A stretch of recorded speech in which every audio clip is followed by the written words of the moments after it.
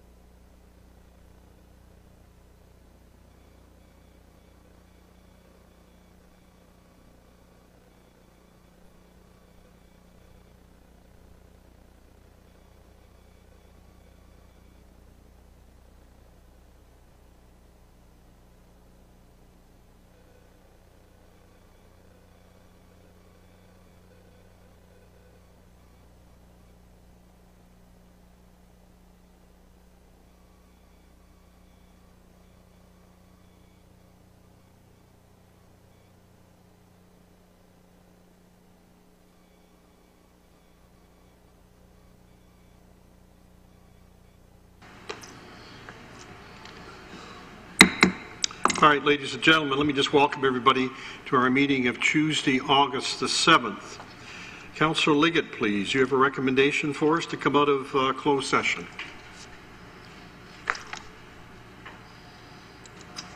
Moved by myself, seconded by Councillor Armetta, that Council rise from closed session and reconvene in open. Yeah.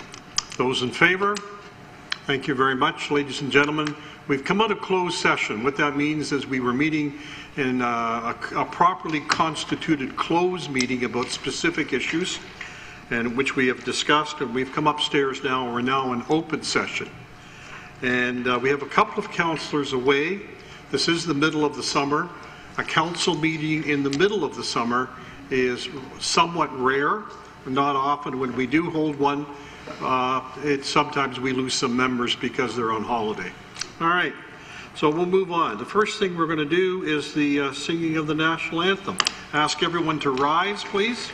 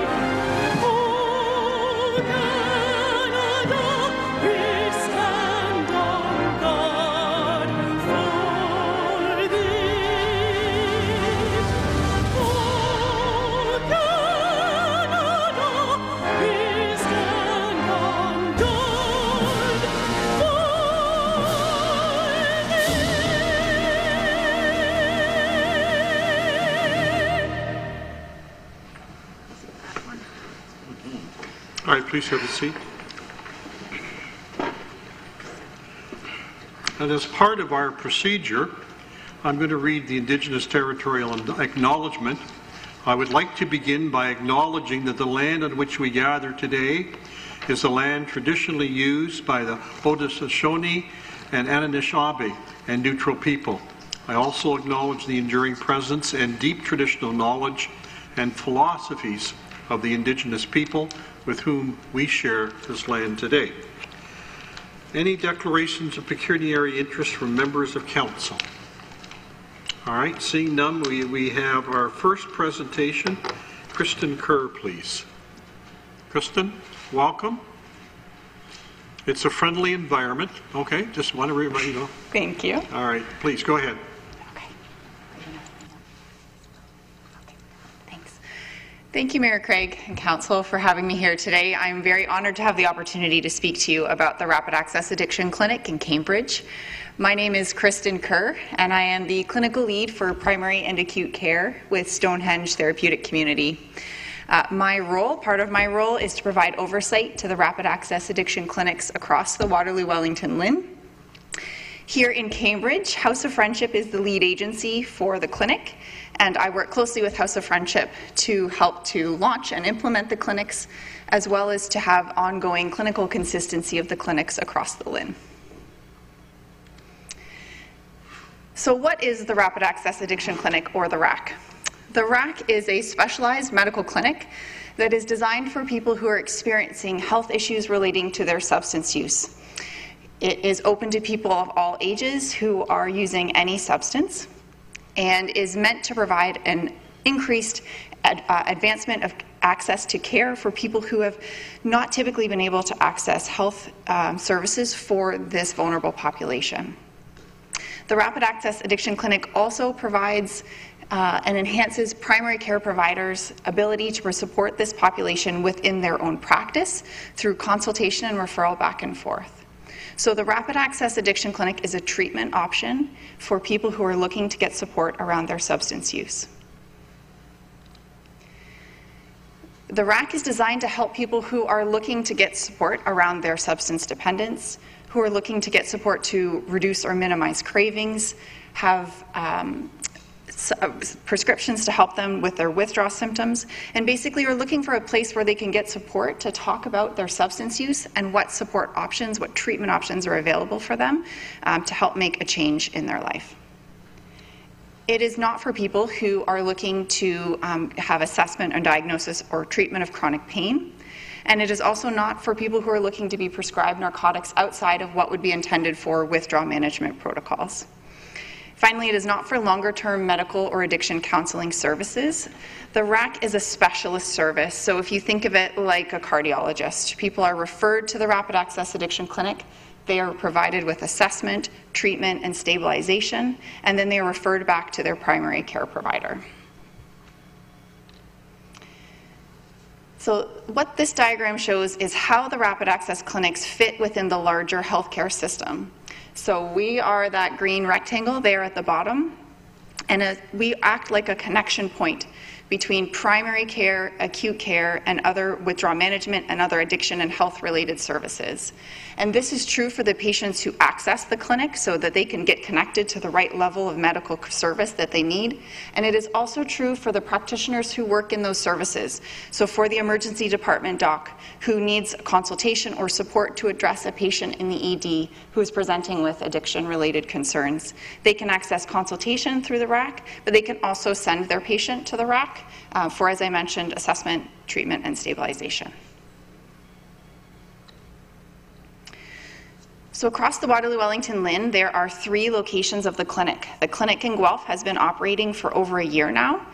The Kitchener Clinic launched in March, and the Cambridge Clinic will be opening this Friday. It is located in the nurse practitioner-led clinic on Water Street, just around the corner. This slide is just to show you the number of partners that are involved in each area to help support these clinics. So the clinics right now are open 1 day a week in each location. The Cambridge Clinic will be open on Fridays. It'll run every Friday from 9 till 3, as I mentioned, out of the nurse practitioner clinic. So more specifically about the RACs in Waterloo Wellington, I should say that the model for the rapid access clinics came out of Women's College Hospital in Toronto. They did a research study to develop an evidence-based model for medical intervention for people using substances. And we have used that model to launch the clinics here across the LHIN. So our clinic here is staffed by a physician and/or a nurse practitioner, an addictions counselor, and a peer support worker. Two things of note is that here in Cambridge, it will be a nurse practitioner-led clinic, and also that having a peer support worker on staff, so that's a person who has lived experience with addiction, was an innovation that we made here in Waterloo Wellington. The clinic in Guelph was the first clinic across the province to have a peer support worker on staff, and that is now something that we've replicated across each of the clinics. In order to access the clinic, there's no referral required. So residents of Cambridge are able to just walk in on the day that the clinic is running. They don't need any sort of referral. And the service, as I mentioned previously, is for people who are using any substance, as well as people of any age. So I wanted to just give, this one's a little bit small, but just give you a bit of information about what sort of impact the Rapid Access Clinic has had. So as I mentioned, the clinic in Guelph has been operating for over a year. And in the first 6 months of operation, the clinic saw 124 unique individuals, and that was operating just 1 day a week. And those numbers have continued and grown as the clinic has been running for the last 6 months. The clinic has seen people as young as 15 and as old as 86, which really demonstrates the need for addiction treatment and addiction medical support crosses all of those age ranges. For the people that have accessed the clinic, a little over 50% have identified alcohol as their primary substance of concern, followed by opiates and stimulants. Particularly interesting, I think, to Council will be that for the 6 months that we were operating in Guelph, the initial 6 months, of all of the patients who came to the clinic, 40% were from outside of Guelph, were from Waterloo region. So that was people coming from Cambridge, coming from Kitchener-Waterloo, where that clinic didn't exist, in order to access that support in Guelph. So when we think about what makes the RAC different, it is the level of addiction medicine expertise, so that people who are looking for support around their substance use can talk to someone and talk to staff who know about substance use and who are able to give prescriptions and provide support around that specific health issue. It is also an integrated pathway to care, as I mentioned before, both to and from acute and primary care, but also to other health and social services. It is also an accessible clinic, which is part of the reason we have chosen the location of the nurse practitioner-led clinic, and also because of the format of the clinic itself, in that it's a walk-in and there's no referral or appointment required. This means that when people are feeling ready and motivated to access support, they are able to do so in a very quick way. And finally, one of the main goals for the clinic is to help do capacity building with other primary care and acute care providers. So the consultations between the nurse practitioner and other primary care providers, as well as physician-to-physician consultation, and every patient who comes to the clinic, their consultation notes are sent back to their primary care provider, so that stabilization and that treatment can be ongoing once they return back to their primary care provider. So if you're looking for any additional information about the Rapid Access Clinic, because that was a very quick summary, you can visit the website or contact that toll-free number. Both of those have information. The information about Cambridge isn't quite on the website yet, but will be by the end of the week. But we'll be able to get additional information about the clinics. All right, any questions? Members of Council. Councillor Ligon, please. Through you, Mr. Chair. Thank you for the presentation.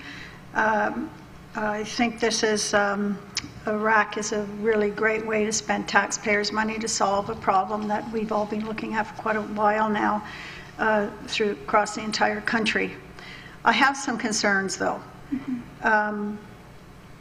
This originally was supposed to be at the Cambridge Hospital. That's the way it was announced when the money was given to the House of Friendship through LHIN to put out into 2 hospitals.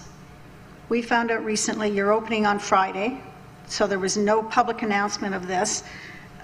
We found out accidentally that this was even opening. My question to you is it temporary at this location? Is it going to be moved to the hospital? And,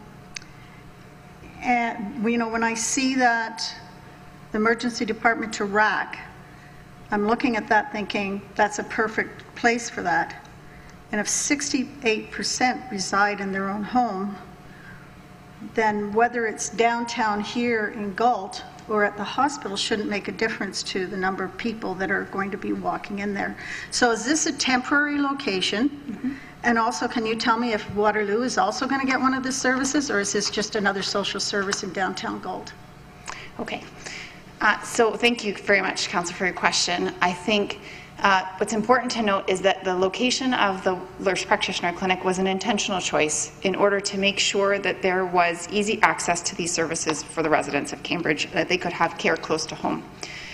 The location as it stands, we are operating and able to operate 1 day a week. It was important that we were able to launch the clinic as soon as possible so that residents were able to access this support. And we continue to look at viable options for where the clinic will be on a longer term basis. We have funding for 2 days a week of operation, and so we're looking for a location that would be able to facilitate 2 days a week of operation. Good follow-up. Go ahead. So this is a temporary location. So because the chair of the hospital said that the hospital would be opening shortly. So is it going to be permanently in the hospital, or are we going to be stuck with this in the down? Not stuck because it's a bad word, because it's a great service to the community. Yep. But when I look at how many services we have down here, this just adds one more to our downtown core. And I realize these people are not. That are going to be using it are people who are really looking for help, and I really want them to get that. But I'm hoping this is really short-term, temporary, and it is going to go to the hospital. So the answer to that is the nurse practitioner clinic is one of the options that we are looking at in terms of the long-term option as well. There are some definite benefits to that clinic, to this location, as well as to the hospital, and I don't know at this point where the long-term location would be. We are actively looking to have the answer to that. You asked a subsequent question about Waterloo. Yes. So there is a clinic in Kitchener-Waterloo. It's located at Grand River Hospital's Withdrawal Management Centre, and that's been in operation since March. So Waterloo, not Kitchener, Waterloo. That will be the one clinic location for Kitchener and Waterloo. And then there's the one in Guelph. So none in Waterloo. Okay. If I could just interject for a moment. I understand all the benefits of what you're talking about. I've actually been to the clinic about a month ago for a tour of what was going on. And it's not noticeable it really is not a noticeable place from the streetscape. My question is, why weren't we, and I'm talking about myself, city manager, not informed ahead of time of what you were thinking of doing? In terms of locating the clinic there? In terms of location. I mean, I'm hearing about it just the other day. That's a good question that I actually don't know the answer to. Well, I think whoever you're reporting to, and I say this respectfully, we want to know where these things are going, and we want to know when they're happening. I think it's a courtesy that we deserve. And that certainly hasn't been extended. I understand the benefits. I understand the intent of goodwill. I understand all of that. But I think when you have a community that has a tension in it because of all the activities in terms of the homeless and in terms of addiction and everything else, this doesn't help by the way it's being rolled out. That's all I'm saying. Okay? Councillor Mann, please. Thank you, Your Worship, and through you. Thanks for your presentation. Just two questions. First of all, the funding.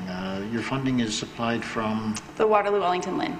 And thank you. And the second question I have is, if I am going to use the RAC because of my addiction, which I don't think I have, I don't have, what wraparound services are available to me if I want to go in there and say, today I want to get off a drug addiction that I have? Yeah. And are you going to send me away?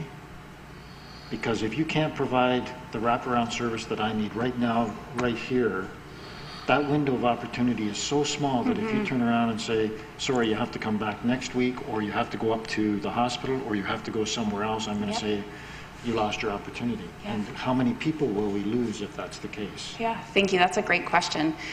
As I mentioned in the presentation, this clinic is staffed by the nurse practitioner, an addictions counselor, and a peer support worker. So the role of the addictions counselor is to provide that in-the-moment support and counseling. They can't, we don't have any secret backdoor to access additional addiction treatment services, so there is a process that people would need to go through. But what they can get right then is counseling and support in the moment and information about where they can access service. And if I can follow up, Your Worship. Just a question. Yes, thank you. And so they will provide that that counseling and that support, but they'll send me away at the end of that. They're Yes. They're not going to send me into a facility that's going to actually provide the physical treatment or support that I need. I'm going to have to go out and find and go back to my house and think about what's happened.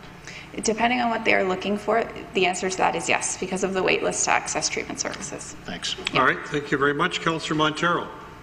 Thank you, Worship. One of my questions was already answered through you, and my second question was partially answered by the question by Councillor Mann. Once someone, as he said, the window is so small, once somebody makes a decision to become better, to get off drugs, and goes and sees you or RAC, where do they go after? After they're done with the RAC, do you mean to say? After they're done with the RAC, then you tell them they need help and that they should seek help. Where do they go for that help? That's a good question. It depends on what they're looking for. And so there are just different agencies offer different types of service, and so that's part of why the addiction counselor is there, is to help them to navigate this addiction and treatment service system, so they don't need to try and figure that out all on their own. So they would help to make the call or make the referral with them, or get them connected to the place that would be able to provide the type of service they're specifically looking for. Just a follow-up question. Would they go, let me use a couple of examples. Sure. Would you send them, say, to Homewood or Windsor? I forget the name of the place, but they have a place in Windsor. Would you send them to such a place?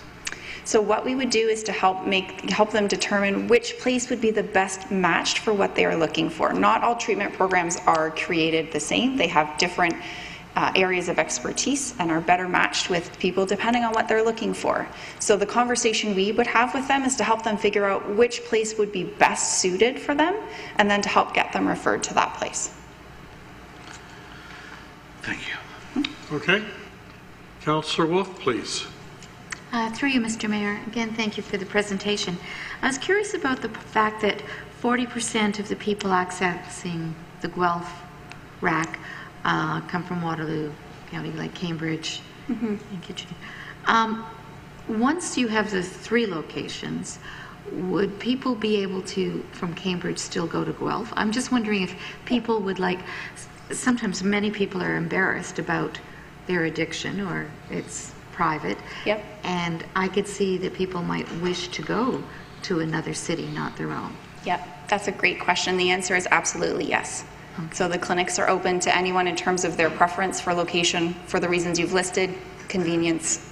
They're welcome to attend any of the 3 clinics. Okay, thank you. All right. I got one more. Councillor Devine. Yes, thank you to the Chair. Thank you for your presentation.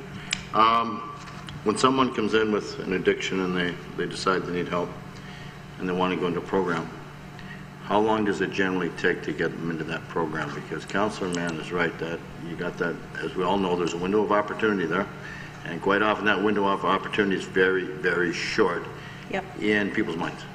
Okay, today they need help. Tomorrow, well, they're back on the stuff again. Okay, how long does it take to get people placed in the program?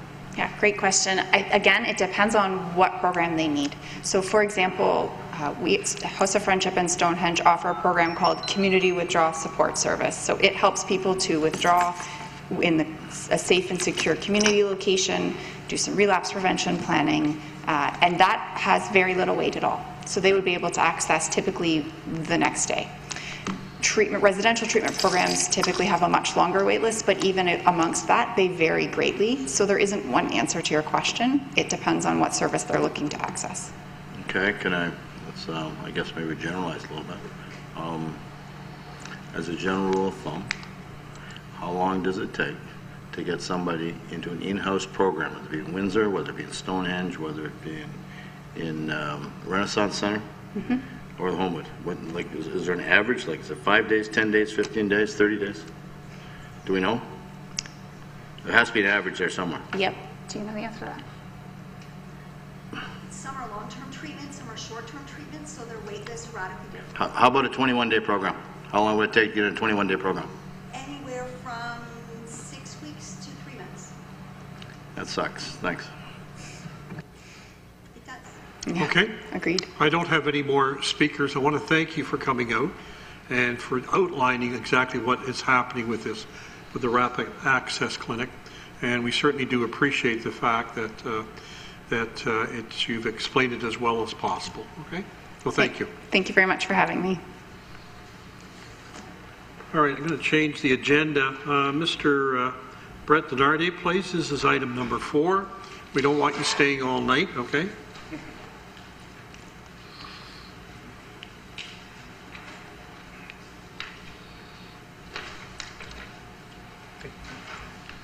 Go ahead, sir. Thank you for having us. I think the last time I was standing here, I was saying I do to my wife here about 3 years ago. Okay. So it's good to be back. We're here today to talk about our property that we've purchased over a year ago now at 251 West River Road. As you can see from the photo, that's why we bought this property, was the view from the home on the back deck out the backyard with a lot of land for 3 kids to play in. We have children ages 8, 10, and 11. So this property was our dream home when we purchased it. And unfortunately now we're at the stage where we are looking to demolish it due to costs of renovation of the property. Just a few more photos of the property itself. It does back onto the Grand River.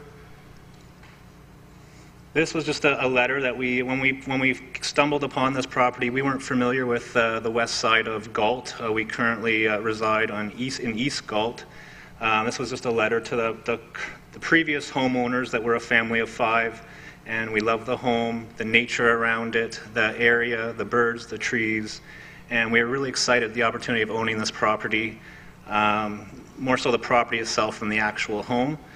At the time of the purchase, through the realtor and through lawyers and the city, we were unaware that it was a heritage listed property.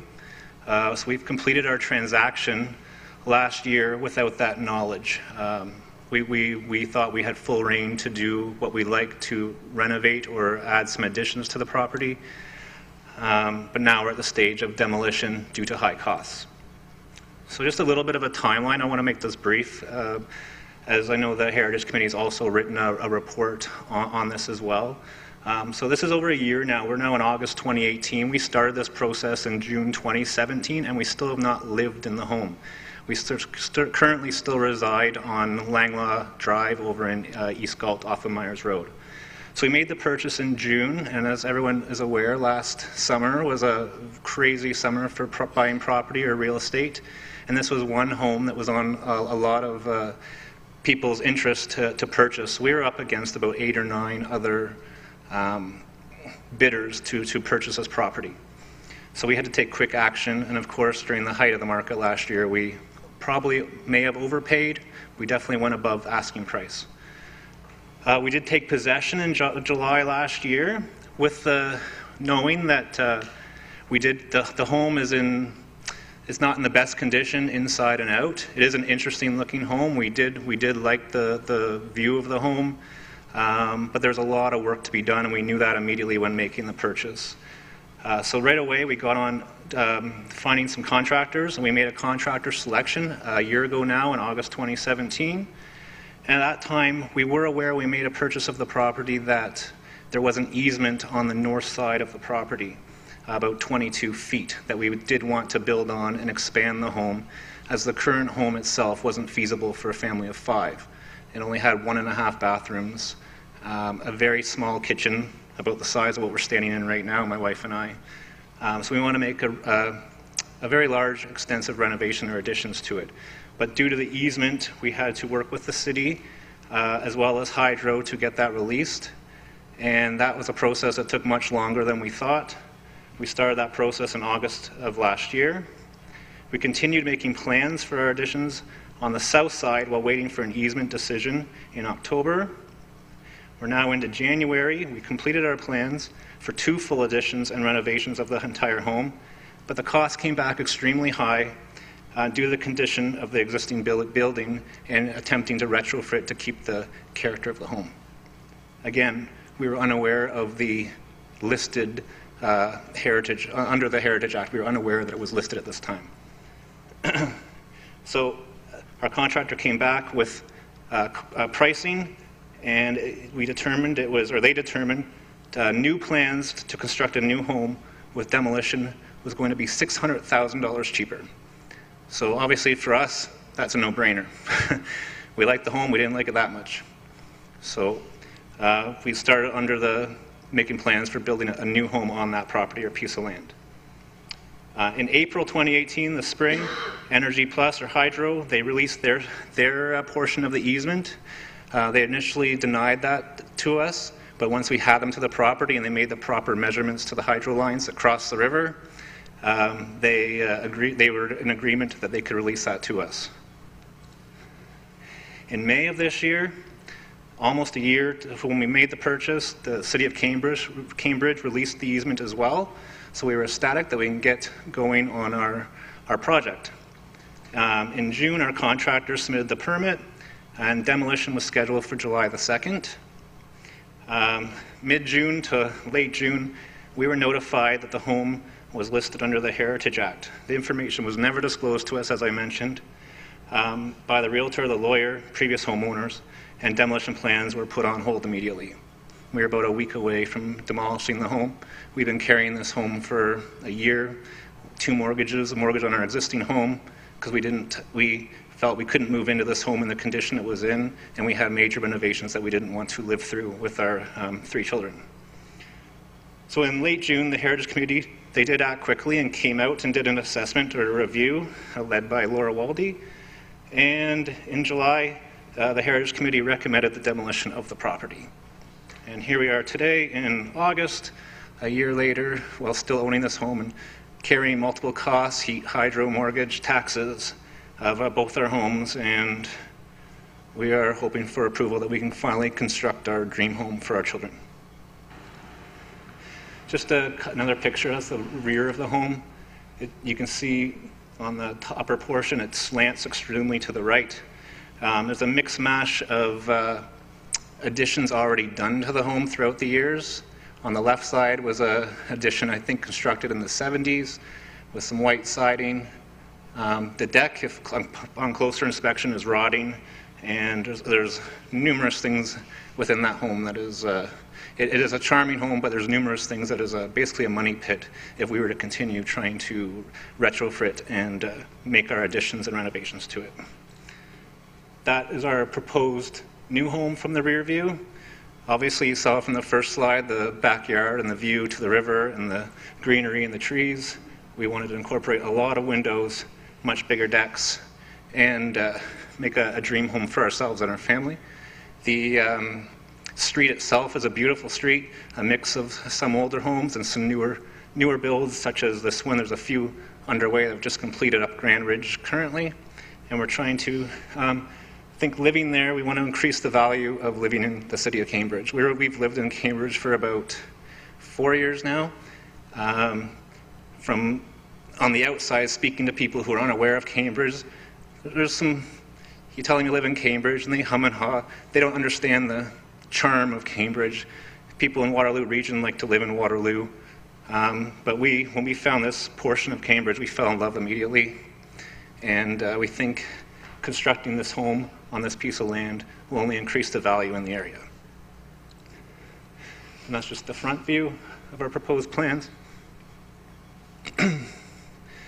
Again, I just included this, hard to read up here, but that's just the listing when we made the purchase from the realtors. There's a section in the bottom left of special delegations, and it is blank. There is a GRCA for, what do you call that? The Grand River Conservation had it for a floodplain, which we're well aware of, but the property is very large, and the floodplain's only about halfway up the property. But nothing about the Heritage Act. That's it. I just wanted to have that opportunity to speak, to advise of our one-year process of trying to finally live in our home that we can build and construct and for our family for years to come. Thank you. All right, Councillor Liggett, questions, please. I have a question for Mr. Bromberg first. On page 47, when it talks about bringing the basement up to code standards to 611 from 6 feet, that's for, I mean, they wouldn't be required to do that should they live in the house, right? Like there's no, I mean, there's a lot of properties in town that have that type of a basement, but it makes it sound like they're required to do that. So what is the regulation? So I'm fortunate enough to have the chief building official here tonight. I'll refer that over to Mr. Dennis Purcell. Mr. Percival, please.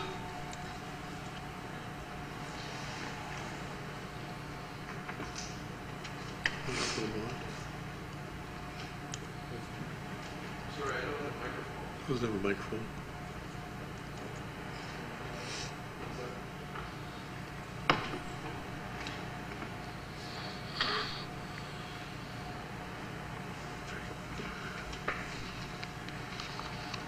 Through you, Mr. Chair, could you repeat the question for me, please, Councillor Liggett? Yes. On page 47, it talks about the height of the basement, and it makes it sound as if these people would be required to dig down and add another 11 inches, but this is an existing basement in an existing house. They're not required to do that in order to live in the house, are they? Under the building code, the minimum height requirement in the basement would be 6'5". Depending on what's being proposed and what would be applied for under the building code, we would review that given the circumstances, and we would make appropriate requests in accordance with the building code. We'd have to have a proposal in front of us to determine what would be required and what wouldn't be required. So if they were just to live in the house, or just put on a small addition on the back that has nothing to do with the front part of the house, they wouldn't be required then to make that basement deeper, correct? That's correct. So existing construction would not necessarily be required to be upgraded. Anything that would be new construction would be required to meet the current code standards. Okay, thank you. You're welcome. Okay. So my question to the delegate is, when I look at this, I see things that bother me, because I value the heritage in our community, and I see that this is a rare type of stonework. You've stated that you didn't want to pay $600,000 more, that you didn't like it that much. Did you ever consider selling it to someone who felt that the heritage was of a great value and looking for another piece of property? No, we love the property itself more than anything. So looking at selling it to somebody else, no, not at this point. If we run into... Yeah, go ahead. Sorry to interject. We did offer, when we met with some committee members, that we would donate the house to the city if they wanted it, and that was not of interest to the people that we were speaking with. To move it to another location, you mean? Sorry? To move it to another location, you mean? If the city would like to take the house and move it to another location, we were more than happy for them to do that. Okay. We don't have any problems donating the house. Okay. We're trying to use all the materials the best we can. We've had a coworker of my husband come in, take all the doors and a whole bunch of the moldings in the house, because they reuse them and retrofit them and make things new again. And we're going to be trying to do that more. Okay, thank you. Okay, Councillor Mata, please. Thank you, Your Worship. I was going to ask the question to see if you were open to donating the house. The other question I have is, if it is demolished, are you open to reusing a lot of the stone on site in the new house, or as landscaping, or Definitely. whatever? That was one of the things that attracted us was the stone. We've been speaking with the contractor during the demolition. They're going to try and save some of the structure itself to incorporate it. And there's a lot of gardens on the property, so that's a natural, easier area and cost-effective way to reuse that stone is in some gardens, in an entranceway at the foot of the driveway. Reusing a lot of the stone on the actual exterior, that's possible, but again, that raises the cost because it increases how the demolition is done. The more you try to save, the longer it takes, the more the cost increases. But we do want to, when it is taken down, we want to go through the stone, the good stone. There's a lot of stone there that's not really good stone. It's old, obviously, and weathered, but there is a lot of stone we can reuse in some landscaping and some fixtures. Okay, thank you very much. I don't have any more questions. You just have a seat. I'll ask council to deal with it right away. Thank you. Councillor Wolf, you have the motion.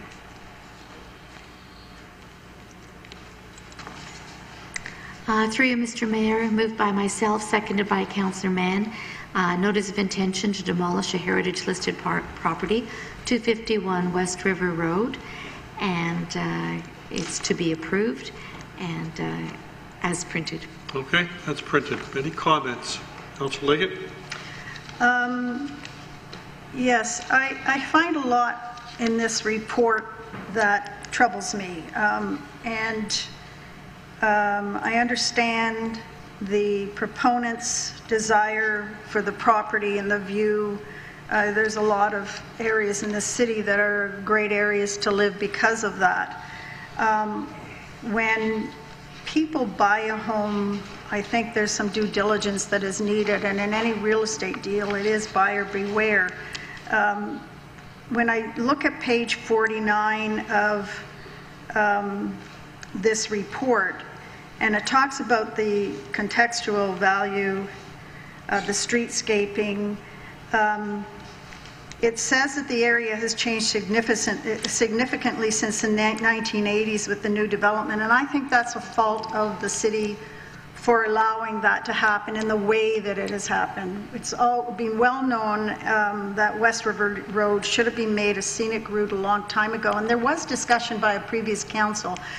Ms. Waldy informed me tonight that she was not able to find anything in any documentation, but I can remember sitting here before I was ever on council in the audience when this sort of thing was discussed.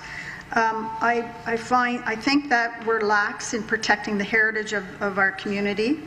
And I think that with the construction of the large homes in this vicinity, this is no longer going to be an area that is of such value to people to buy property and live in anymore, because it's going to be all these homes that just don't fit into the area. And when I also look at on page 48, when it says the region has no information on the property because of the construction date of 1925, and that regional records tend to consider early to mid-19th century properties as having regional cultural value significance, that's troublesome, because they should be looking at all years of construction for heritage properties. Properties of the 1920s have just as much heritage value as properties from the 1800s, and we need to realize that. There's so many times heritage properties come before us, and we hear that there's something constructively wrong with it. And only look at the jack post that's been in the corner of the basement. There's a way to fix that and take the jack post out. So I can't support this demolition. I think it's wrong. I think that the property was bought for this site and for the view and not for the home. And I understand the financial burden for the homeowners. But I can't support this demolition because I think that, looking at the stonework, it is valuable stonework for this community. It's different from most of the cobblestone buildings that we have here. It is a rarer type of the way they laid it is very different to a lot of the other ones that we have in this community. And when this is lost, there's no going back. You just can't stop this. At one time, Galt was known as having the most number of stone structures per capita in all of Canada. We can't lay claim to that anymore. So I think as a council, we need to be very, very careful when we allow things to be demolished, not just this one in particular, but all of them.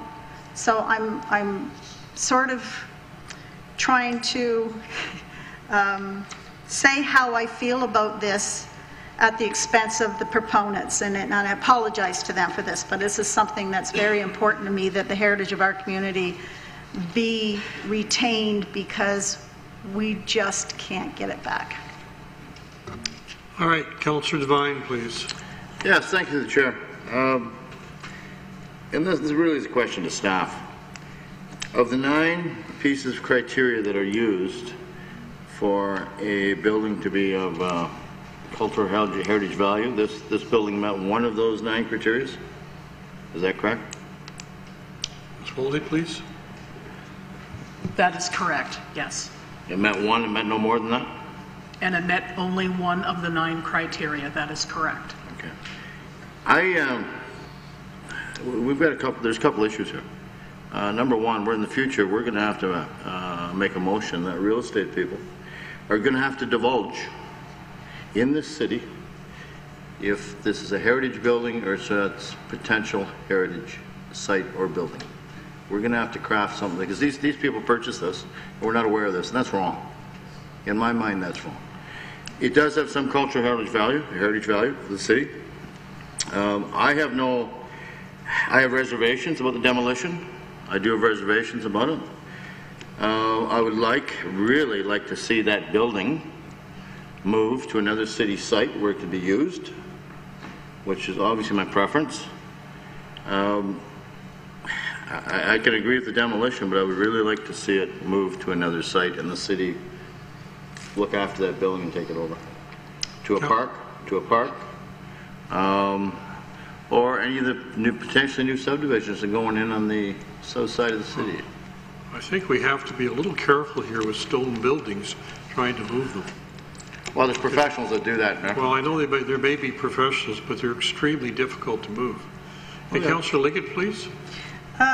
Just to clarify something there, Councillor Devine had the question about meeting only one of the 9 criteria.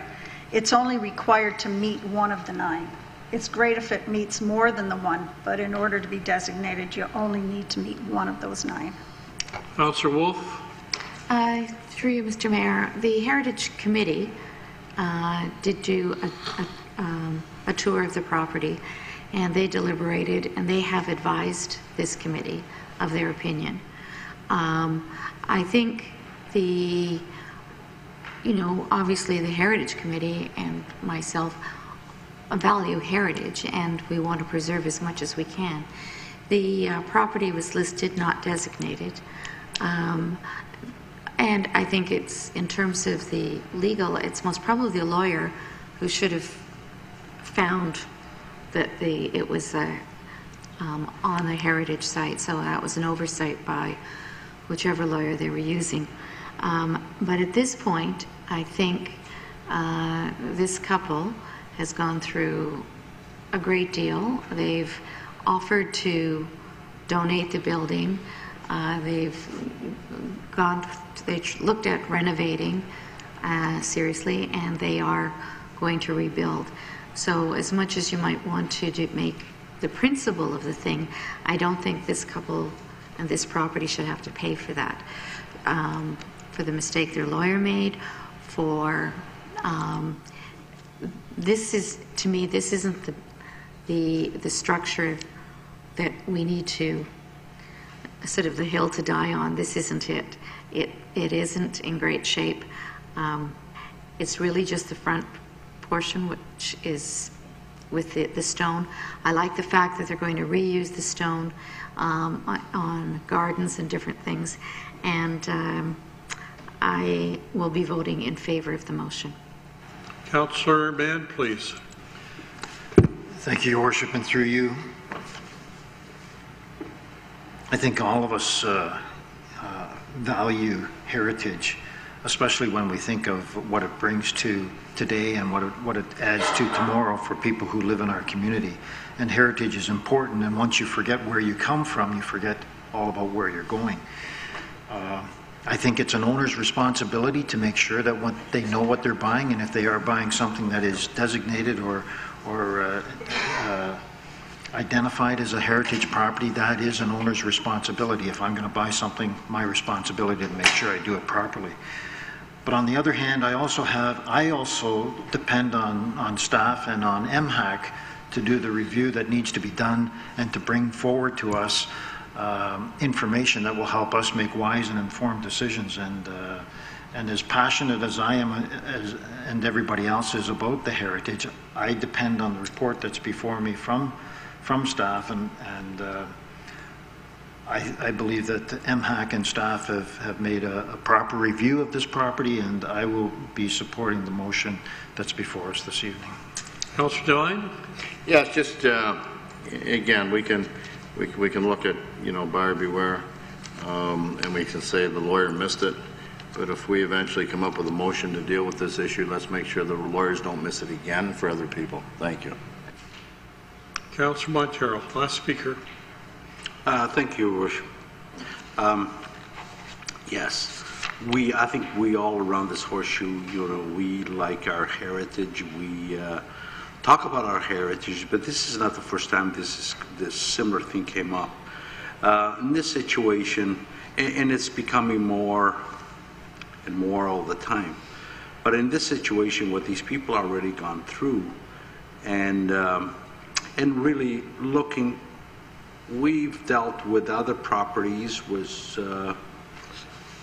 completely different by looking at it. I've never been there, probably drove by the street, but never paid attention to the house. But really looking at these pictures of this house, really it's the front and the stonework, the river stone, it looks like it is built. But the back and all the additions, and if you really look at it, a lot of add-ons been since the house was built. So really, in my view, this is not one that we should make an example as to why it was missed by the lawyer or whoever it was. I'm in agreement with the motion, because certainly the house that they're looking to build in this location is going to be very attractive, even compared to this old house. I'm in support of the motion, but it's something that Councillor Devine brought up about.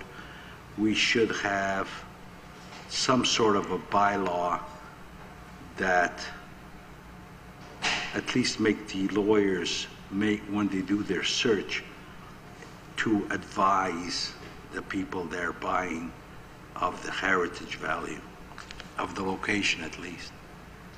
Okay, I'm going to call the question. I have no more speakers. Recorded vote, please.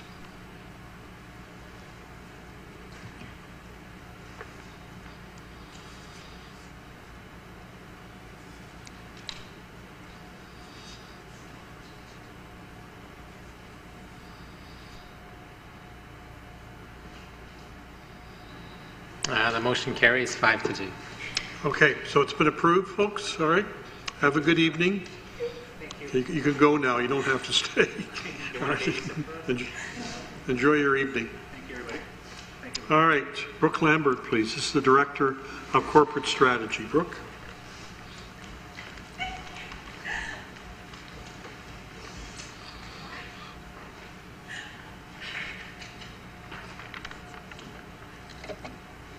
Thank you. That's an up-to-date picture.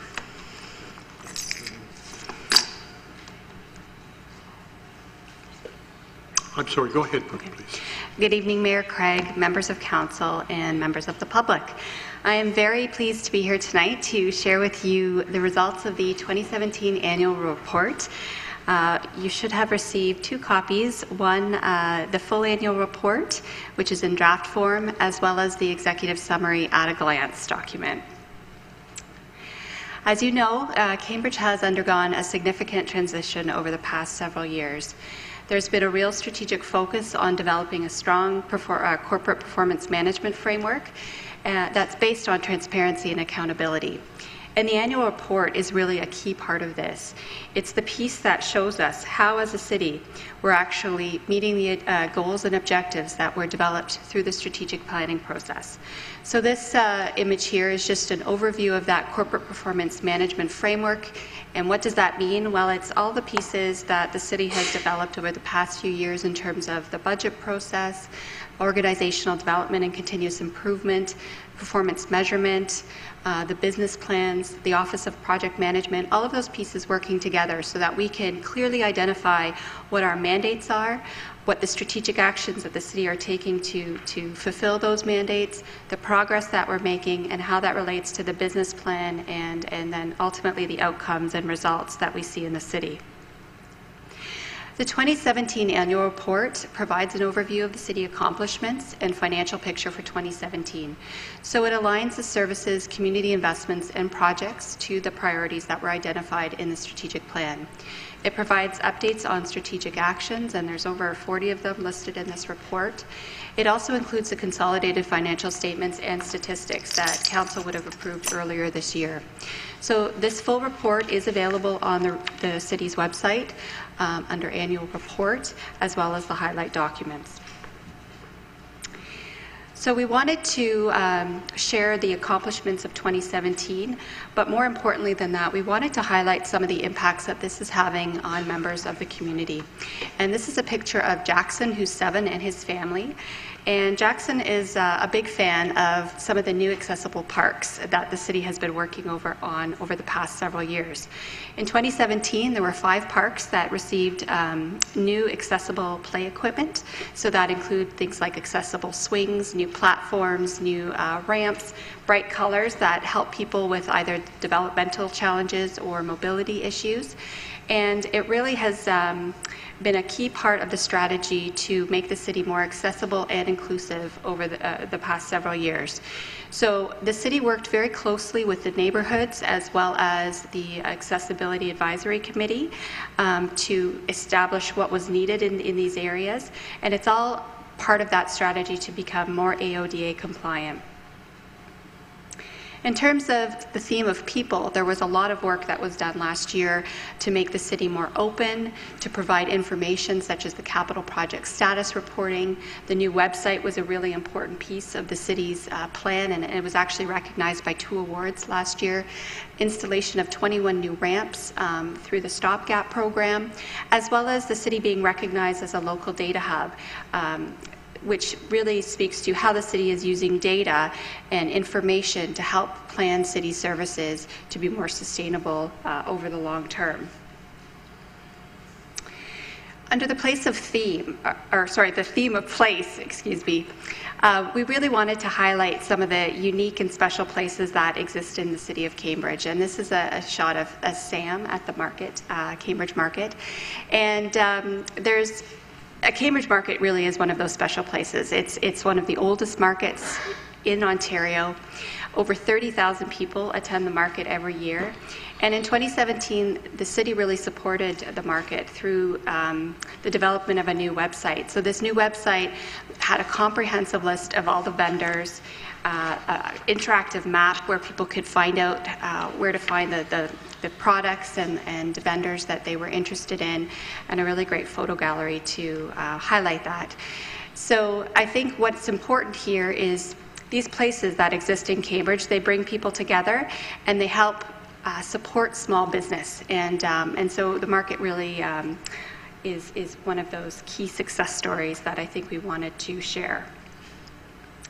The city also has a tremendous reputation for stewardship, and that is evidenced by the awards that the City Green Committee received in terms of the Protecting Tomorrow Today Award from the Ontario Parks Association, the Watershed Award from the Grand River Conservation Authority.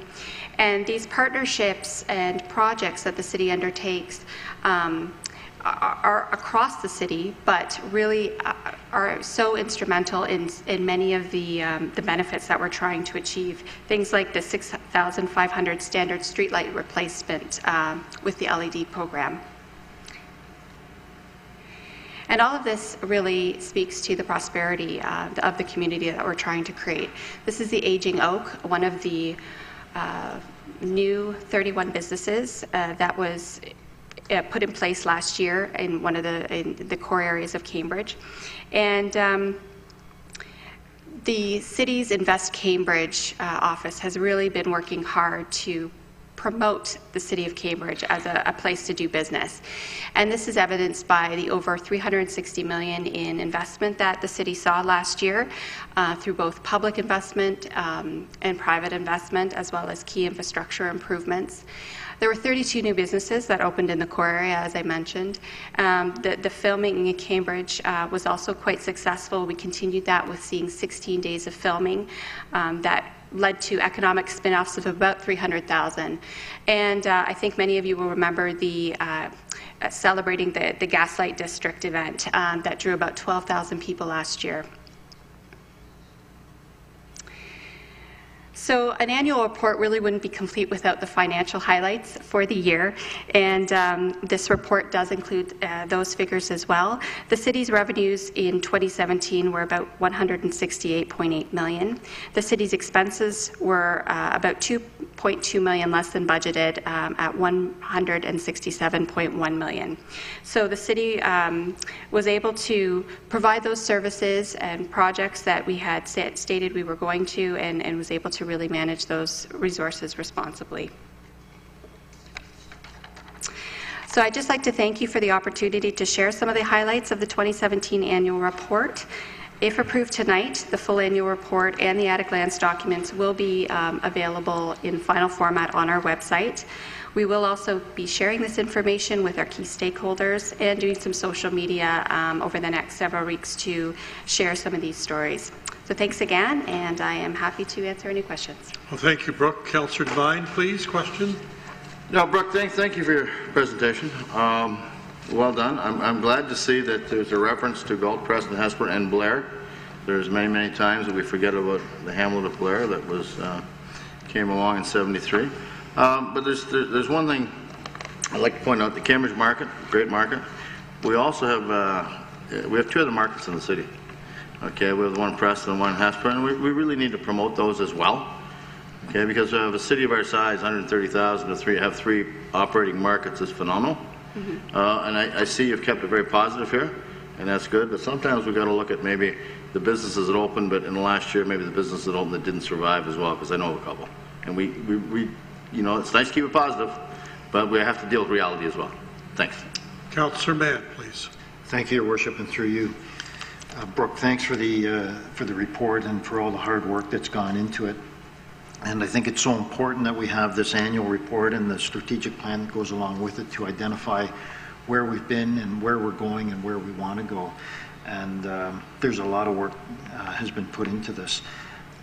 Do staff get a hard copy? I know this is an expensive document, but will they get a hard copy of 2017 at a glance?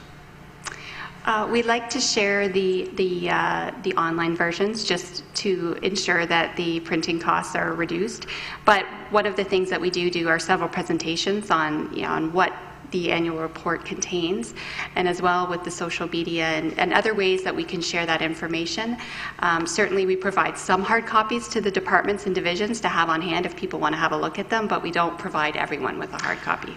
Thanks. And just to elaborate on that a little bit, it's so important for staff to know that they each have such a vital role, no matter what it is that they do, that their role is vital to the growth and the sustainability of our city, and they all have a very important part to play as a member of our greater team. So thank you for the work again, and I'm glad that they will have access to it one way or the other. Councillor Liggett, please. Through you, Mr. Chair. Brooke, thank you so much for your presentation. And I want to point this out because I want people of Hespeler and Preston to notice that these big photographs, there's none of for the BIA downtowns, that there's none of Galt. The big complaint is always... What's that to cover? Right, I didn't say that. I didn't say that. I'm talking about people. I just want it to be pointed out that Galt was willing to share the pages in this book and give them to Preston and Hespeler, and I would like the people of Preston and Hespeler to note that. And I don't mean the scenes, I'm talking about the people here. So, no, here, the BIA, it's not a criticism. I'm saying it's great that Preston and Hespeler are being included now. But one thing I note that... Stop. You pay taxes too. Stop. One thing I noted in this, which was similar to the last book that we got to do with the city, the internal workings of the city and how we're doing, there was a lack of women in the photographs in that one there, and I'm sure you heard about that. And I'm noticing the same thing here. Most of it's men. So next time we do a book, can we maybe add the women in the community to it? Great, thanks.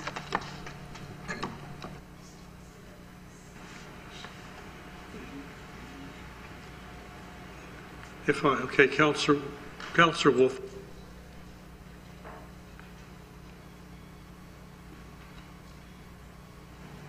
Okay, through you, Mr. Mayor. Again, fantastic report, Brooke. And I love how colorful it is, and I'm really happy to see the playground in Victoria Park here. I was there the other day with my granddaughter, and so many kids playing there and having a great time, and just so, well, accessible, but also very creative, you know, like from animal sounds to pirates to all sorts of things. So anyway, I think we're doing so many wonderful things in our city, and it's nice to see some of them celebrated. Brooke, thank you very much. And folks, if I may say, you know, I think the overall glance at Cambridge is well done. I think it's easy to be critical, but I think we got to save that criticism at times and talk to staff afterwards. I really do. I don't think it does this community any good. I like what you've done. I think it was all done with very best of intentions, and in my opinion, it has come out in terms of very positive outcomes in terms of reflecting the community. Okay? Councillor Liggett. Just to clarify, that was not a criticism of staff. That was a very tongue-in-cheek comment. Okay. That can be fair enough, but I mean, let's just be careful, folks. Okay? That was tongue-in-cheek, so to be careful, that's Well, I think staff have taken a bit of a beating in some other areas tonight also, so I'm just a little bit sensitive about it. Let's leave it at that. All right, let's move on, folks. Well, I don't leave it at that. I'm sorry? Councillor Montero. I'm sorry, Councillor Liggett? Councillor Montero. You've got the motion.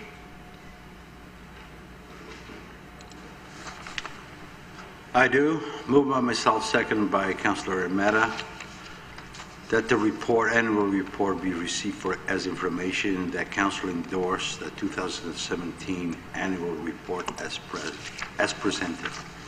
All right. I just did some counting on tongue-in-cheek. There's only 4 more men than women. All right. Any further comments, folks? Those in favor of the recommendation? Thank you.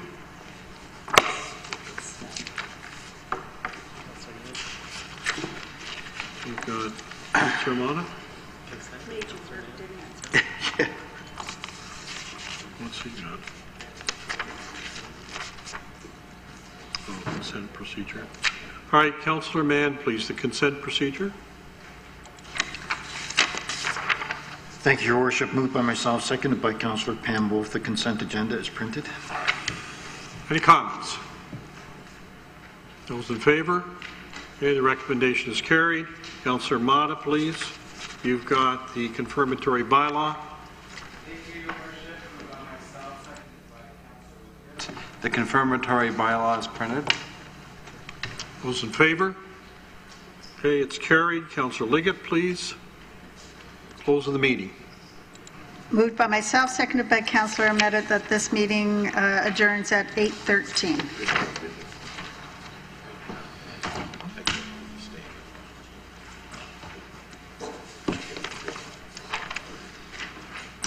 All right, thank you, ladies and gentlemen.